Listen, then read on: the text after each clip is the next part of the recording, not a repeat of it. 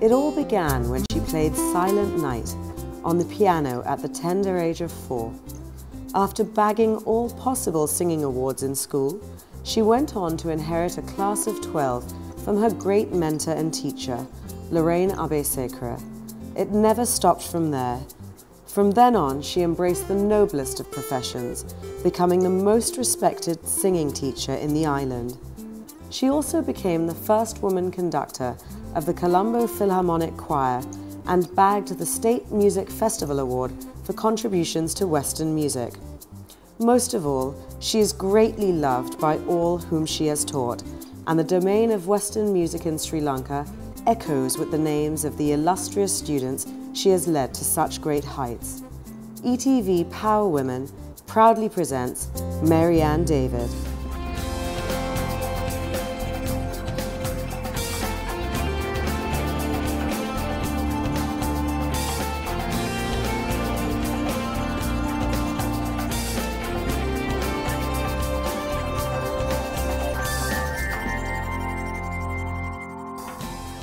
Hi and welcome to ETV Power Women. Today we have an incredibly special guest with us. She's a lady who's responsible for nurturing some of the island's finest singing talent. She's adored by everyone who's had the good fortune to meet her. I'm sure you know who I'm talking about. I'd like to welcome Marryanne David to the show. Hi Marryanne, how are you? Hi Minoli. Thank you for being here with us today. Marryanne, I think every Sri Lankan has either read or has heard you sing or been to a production. I mean, you got into this at such a young age.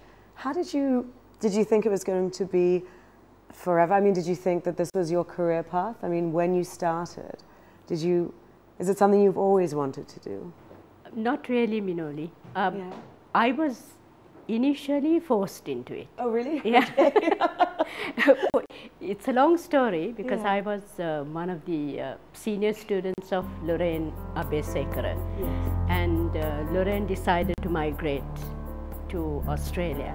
Right. And since I used to help her with her junior choir, she decided to ask me to take them over when she left.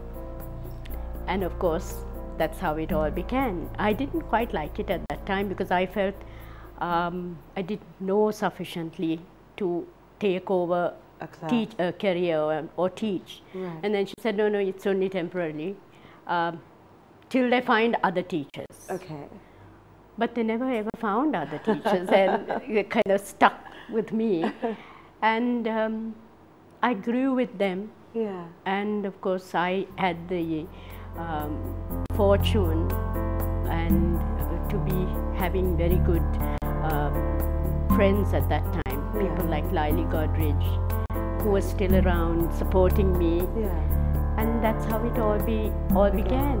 And that was in '71. See, as a kid, I was a pop pianist in a band. Oh, really? Yes. Wow. A lot of people don't know that side of me. Yeah. But when I was 8, 9, 10, I used to play in my cousin's band, the Arden Nelson Combo. Right. And that's how I have the pop side of me. Okay. You know, the jazz pianist, the pop pianist. And so in '68, when I had just left school, I decided I wanted that extra pocket money for the nail varnish and all the little nitty-gritties, the bits and pieces. And so I started teaching pop piano. Okay. And I remember my first student was Sandra Kulmer. Okay. And none of us knew how to read music, so I used to write out all the chords in the ABC fashion. Yeah. And I earned my pocket money. I remember I charged 5 rupees or 4 rupees a lesson or something like Fantastic. that. So '68 was when I actually started teaching, but the singing part of it came into focus in '71. And it must also be an incredible source of pride knowing that you kind of molded and shaped some of our finest singing talent, really. I think anyone who's kind of made it as a singer today has passed through your hands. I mean, how does that feel? It's just probably there were people who used to tell my father for once. Yeah. One, he used to tell me there are singers Yeah. who are singers and not teachers. Okay. There are teachers who are not singers. I'm probably one of those lucky people who had it both. Yeah. I was able to teach as well as demonstrate, and I still do. Yeah. I still do in the classes. Also, I find it is not only the singing lesson. Right. I become their confidant, Yeah. their foster mother, their aunt whom they have to tell. cool aunt yeah, they the can go cool to. aunt. That's okay with, you know, having boyfriends and falling Doing in this love and things. It's all part of life. So you really kind of take on a different role. A different role, and probably that's why they sort of remember me with fond memories. Although I've been rather strict in some cases. You know, there was the instance when I told a certain guy, look, I have a code of dress. Yeah. And your hair has to be a certain accepted length. Right. So you have to style it before the concert or whatever it is. And he decided he wanted to keep his ponytail. Okay, so he was out of the show, but he's a big name today. I'm dying to ask you who, but I won't. And his hair is short now. Okay. And whenever he meets me, he says, Auntie Marryanne, you remember that ponytail incident? I said, yeah, don't I? But I've had my fun as well. Yeah. And it must be lovely to have all these memories. And as you say, to see your students excel and do well and think, okay, well, I've played a big part in that. Yeah. What's it like from going from, this 12 to having such a big school and being... Well, I still feel I have to do more. Yeah. I still feel my school is still small. Okay. And there's a lot more work out there for me. A lot more work which I would like to do for the country. And then what about the outstation schools? Where there is numerous talent. Yeah. Recently I was at a festival and there were the students who came from Anuradhapura who actually whacked all the Colombo schools. Their talent was so... And that's so encouraging to see. That you know, so this is where I wish we had a better... there were, maybe the private sector could support people like us to carry out the work we would like programs, to do. Yeah, but I suppose they're more interested in cricket. Well, we should hopefully try and change their their collective minds. Yeah. But, I mean, is that something that you'd like to do, have sort of these training camps or programs? I would really like to have training sessions for teachers. Yeah. The teachers who want to actually teach, not for the sake of having a job, but for the sake of uplifting the standard of Western vocal music in the country. Because see, I mean, people like Kishani Jayasinghe, she's just been signed up with the Sadler's Wells opera. That's right. And Look at Bharti and Santosh. And I still say, whenever I meet them, I still say, you guys, you make it big singing all this crap. Because the public have never heard the Bharti and Santosh that I know. Right. Oh, really? I mean, I would wish one day that these boys would get together with the singers of today. And actually, I'm able to present them in a program of song for the public to hear what the real Santosh and the real Bharti Their real vocal talent. Their real vocal talent. They could probably sing in the BMICH with no amplification. Wow. The power in their voice is so great. And which is not shown off. How fascinating. We've got to take a little break, Marryanne. So we're just going to go in for a little break, but don't go anywhere because we have the lovely Marryanne David with us. So we'll see you after the break.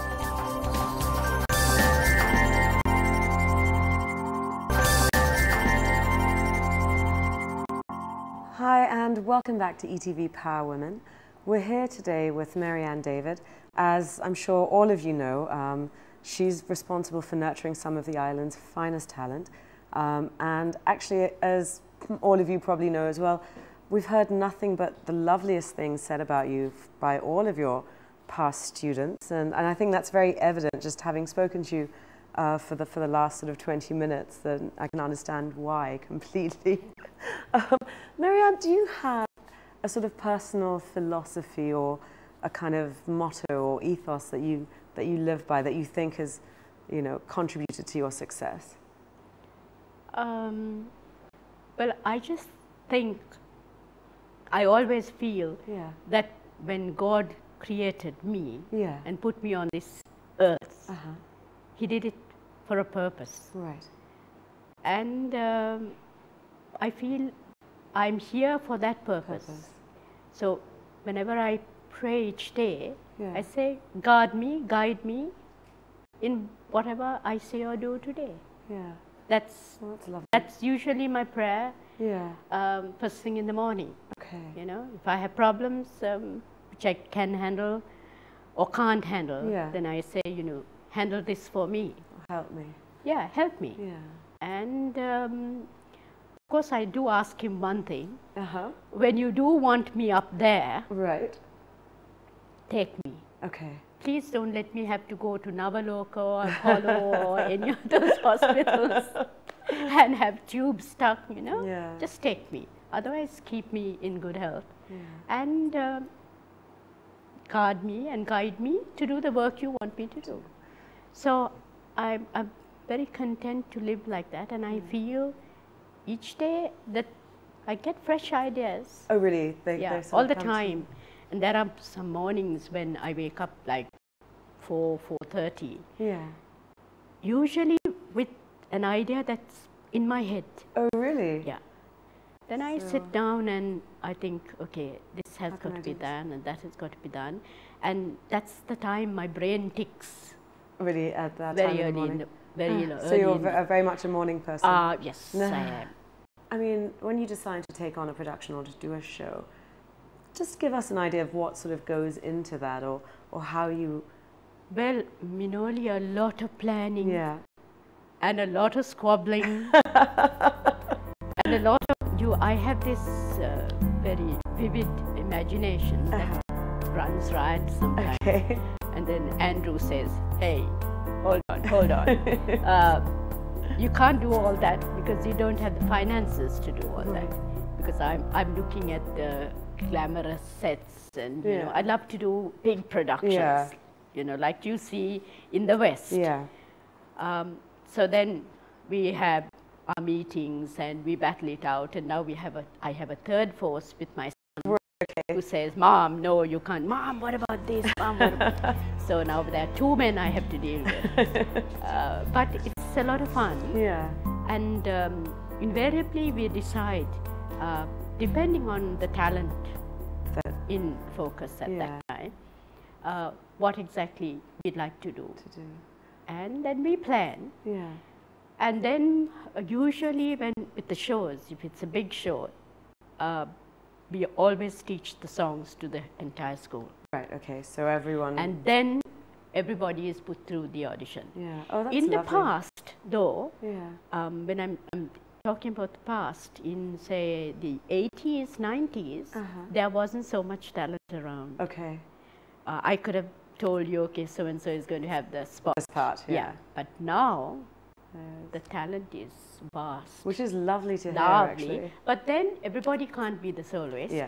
And there is a lot more heartache. Have you done something, have you done a particular favorite show where you think, okay, this is just it, I loved it, this is my favorite one? Can you think of? Not really, Minoli. All the time my head is spinning with new things. And I feel I need to do bigger shows, better shows. Like I said, you know, none of the shows we've done, I mean, the public has spoken about it, especially even the last show which my son produced last year, Busting Broadway. I mean, if you see the DVD of that, people go, wow, is this Sri Lankan talent? I've proudly sent that DVD all over the world. Fabulous. And we've got some very good feedback from people who matter.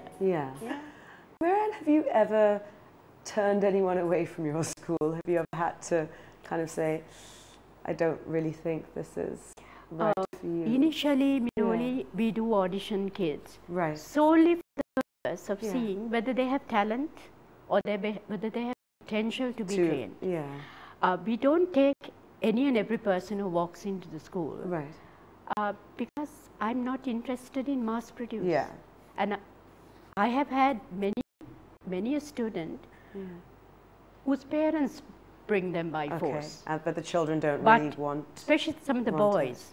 Okay. They would rather play cricket or rugby, yeah. and they feel it's, you know, I don't want to sing like a girl. Right. Of course, there comes a time when they think, wow, this is not girl business. This is, especially when we put them through the exercises and stuff like that. Then they realize how tough they have to be a singer. Yeah. But there are still the students who say, you know, I really don't want. Then, of course, I speak to the parents. Yeah. In that sense of the word, I have turned people away. Yeah. Also, I have had instances when I have turned one or two adults away. Right. Because I interview them, they've come to join the school with an ulterior motive. I see. They've seen my pretty girls. Oh, okay. And right, and they think, and well, they've seen a show where the guys are holding the girls and singing, and they think, wow, this is a good place for us to be. We could have a good time with these girls. Which is? I sniff them out like that. Okay. Well, that's good. At the initial audition and interview, I'm able to say, okay, you're not I right. have that sense that tells me, no, this guy is not really joining the school to mold his voice, you know, he's looking for a good time. Then I make an excuse and say, okay, why don't you or something like that, or very discreetly turn him away. In that sense, yes. Right, well, unfortunately, we've got to take another little break, but don't go anywhere because we've got a lot more with Marryanne. See you soon.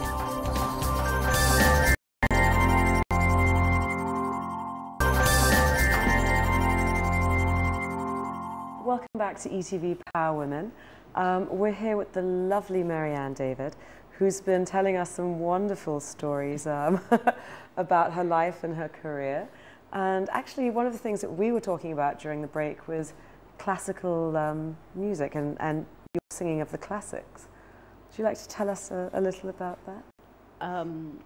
Well, Minoli, I was considered the leading soprano in Sri Lanka once upon a time. Okay, lovely. In the 60s, 70s. Yeah. And I used to perform quite a bit. Okay. I used to do leader recitals. Right. When the German Cultural Institute was opened, I was the singer who sang for the opening ceremony of the That must have been institute. something to see. Yeah. I used to perform a lot with Professor Valentine Basnak. Okay. Who's still around now. Oh. And yeah, he's quite old, but he's still around, and I'm trying to get him to start playing the piano. Okay. He's not been too well, but I used to perform quite a lot with him. Yeah. My team was Laili, Father Clever Pereira, and myself, and Laili, Professor Valentine Basnaker was our accompanist. So I did many a recital, and in the early 60s, we were the radio artists. Right. I was an A-graded artist of Radio Ceylon then. Okay. And those were programs presented by June Borlasser in that era. Okay. So I used to do regular recitals over Radio Ceylon. And many a concert, and lead aria recital. Then in the late 70s, there was Christiane Haaf, who came to Sri Lanka, and she did excerpts from some of the operas, and I did Violetta from Traviata at that time. And I was fascinated because I had to wear this huge ball gown and sort of curls in my hair and all that. Must have been fabulous. It was a lovely production. And then from there, she produced Oklahoma. Right, okay. So I played Edu Annie, and that's where I met Andrew. And after that, Zilan Munas produced Fiddler on the Roof. Right. And I played Hodel. Okay, and that was 70s. in 83, 84, 83 I think, Jerome produced Oliver with the Peterites. Oh, right, okay. And I remember I just had Andre at that time. Yeah. I played the role of Nancy. And Christopher Prince, who's now one of the leading drummers in the island, he built Rex. Okay. And I think it was Shannon Raymond who played Oliver, or I'm not quite sure, but I know I have the program somewhere around. Oh, but I played the role of Nancy, and of course it was totally different because that was the first time I appeared in a 3/4 length dress on stage. That was a bit nerve-wracking. Yeah. But I used to perform quite a bit. And of course I have done a lot of choir singing as well. I used to sing with the cantata singers. Okay.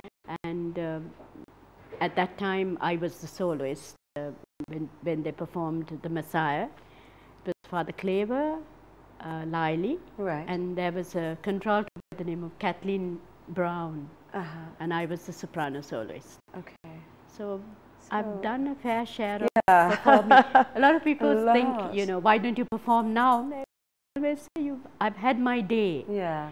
And I've loved it comes to a point where you really don't want to perform. I'm more interested in taking a student and molding his or her voice and putting her on stage. I get a big kick out of it. Yeah. It's like taking a stone and turning it into a gem, as it were, you know, polishing it. And it must be so rewarding. I would love, because a lot of singers today do not sing leader.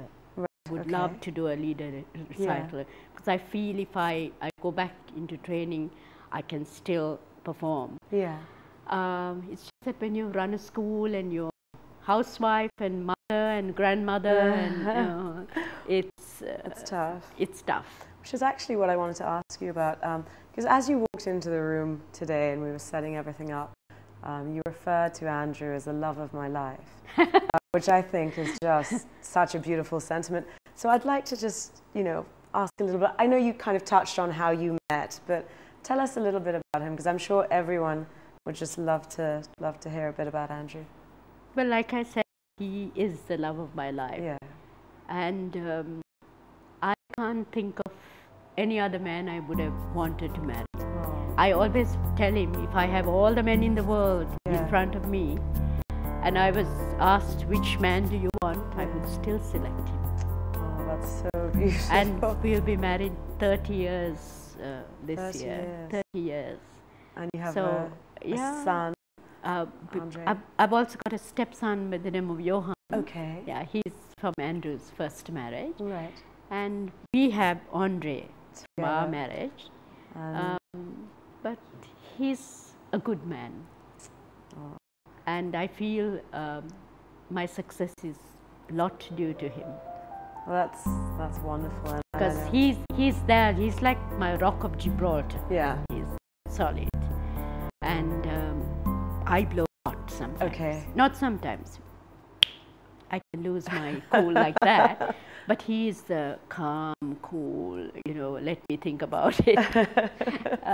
You know, and I think all artists need a person like quietly in the corner. Yeah. I shouldn't be telling you all this because he's around. I know, but I'm glad that you are. Actually, I think it's just wonderful.